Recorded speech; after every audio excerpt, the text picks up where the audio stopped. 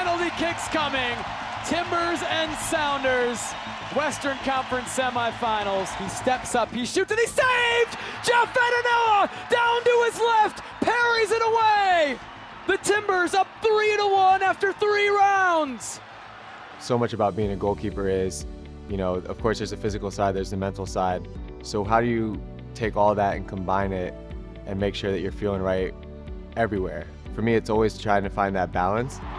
Great defensive play, stepping in from Emily Mangas, a rock in the back. Athletes' lives are so interesting in the sense that they are basically chalked up to 100% of success, 100% of failure. That's not very common for other professions. This ball just bending away from her, now she gets it back. McDonald has it blocked by Mangas.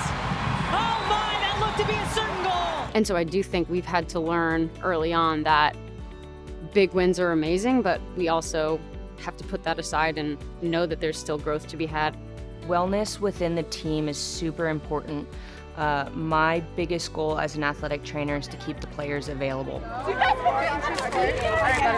All the Thorns players have the same end goal of winning an NWSL championship at the end of the season. So, though that's everybody's end goal, they all have individual goals, and if they're not on the field, they don't achieve those goals.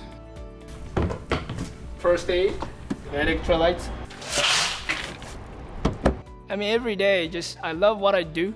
Every single part of it, it hopefully influence positively to the people around me. The physical stresses and load is always there. And it's important part for me always to how we can control our psychological part to see the positive sides or kind of stay optimistic. With long-term injuries, you're going to face setbacks, and it's not a straight line from point A to point B. Just look when he dives. His right arm outstretched. He's trying to keep the ball in play. For me personally, I face so many setbacks on my path here, and I still face them daily. I still face them daily here. And this might be it for Jeff Fatanella. Jeez, it doesn't look good, does it? Motionless with his right arm. And I think that it's important to remember you can learn so much from your setbacks. Take the things that you've learned, realize that everybody's path and everybody's journey is different, and really just try to embrace the process that you're going through. Jeff Fatanella, his first game in over a year of a layoff after that shoulder surgery. Cutting him back for legit! Saved by Fatanella! A certain injury takes a certain amount of time, which is inevitable that you can change a lot. However, we can control our psychological part to see the positive sides or kind of stay optimistic. For me personally, the most important thing is balance in my life. I am also a person who cannot be soccer, go, go, go 24 hours a day. To get my best at soccer and when I'm actually focusing on soccer, I need to be able to shut off and do things that I enjoy other than soccer. It's so important for my mental health to go on a hike a week or go spend some time outside. It helps to kind of get away from everything and get away from the city and get away from people for a little and your phone and distraction. And when I'm done, I always feel like I'm a little bit more grounded and in control. So a specific thing that I do at home to be, really intentional about my wellness with my family is, for me, I'm all about the mornings. It just puts me in a good mood immediately. And, I know that if I have a good morning with my kids, I can come in here and have a good day at work.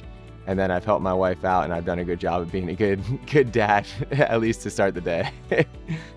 When COVID hit and my wife was 9 months pregnant, it was an immediate shift to family is the most important thing. And, it's also when you have a bad day on the soccer field and you get to go home to 2 kids that, smile at you regardless of if you let in a bad goal in practice or not.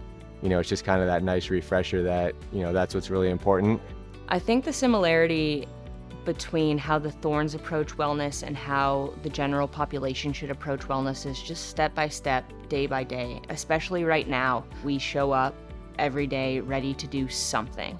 And I think the general population needs to also do that and take it step by step. Put a small goal out there, put an achievable target, and then try to get it. It could be the great opportunity or chances for anybody living right now in this world, that to look back to yourself.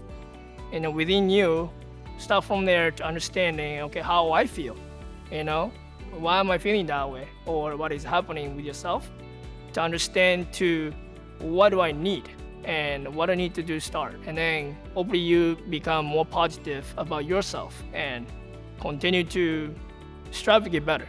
And know that if you're taking care of yourself, if you're doing the right things on and off the field, if you're checking in with yourself mentally, if you're taking care of your body, just believe in the hard work and believe in the things that you're doing. And ultimately, right, the process will get you there.